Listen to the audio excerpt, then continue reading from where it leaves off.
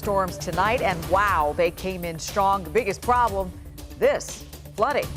A D.C. business watched as the water got deeper and deeper right outside the front door. In Riverdale Park, Maryland, backyards were turned into pools, and that water was rushing fast. It was a similar story over in Alexandria, where we spotted people putting up sandbags to try and stop the water from getting inside.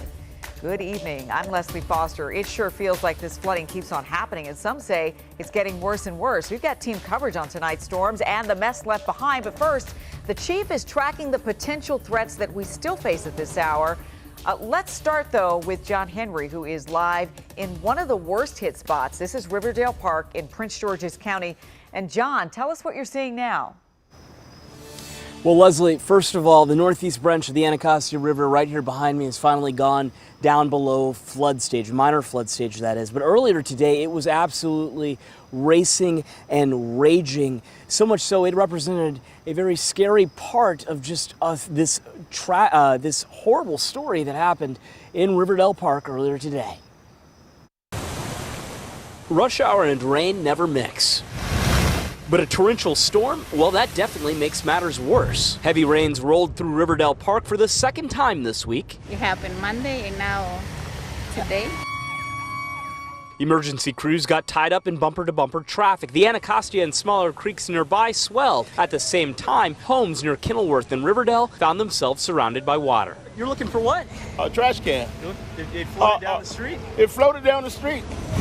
What is the complex like right now? It's like wet. Almost every first floor is wet. Ariana couldn't even walk home. I was at the CVS and then I was there for like an hour, and then I was trying on my way back, the water like went up to my waistline. I wonder if it's a global warming or something like that.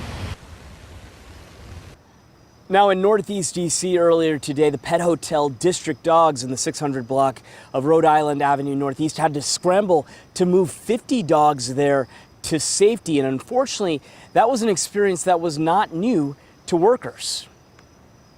Jacob, this is the second time in a week's time that we've been here. Third time you've dealt with this in a month.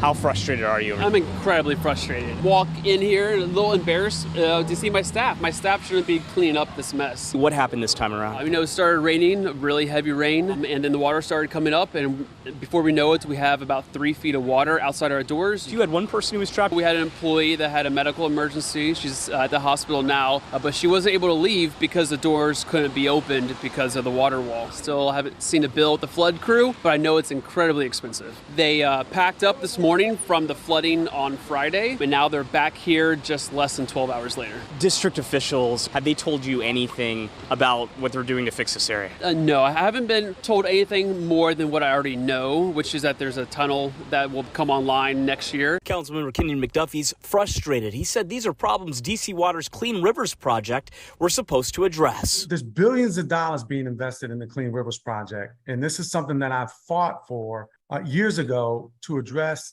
the 100-year-old combined storm sewer system problems that have been contributing to so much of the flooding in areas around Bloomingdale and Edgewood. And yet here we are today in 2022, and we're still experiencing problems.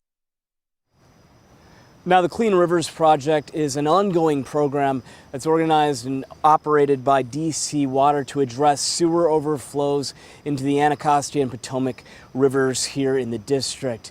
Councilmember McDuffie says he plans to talk with affected neighbors in that part of Northeast D.C. tomorrow. The very latest from Prince George's County, John Henry, WUSA 9. Well, you feel for all those families and business owners, John, who've had to deal with this over and over again.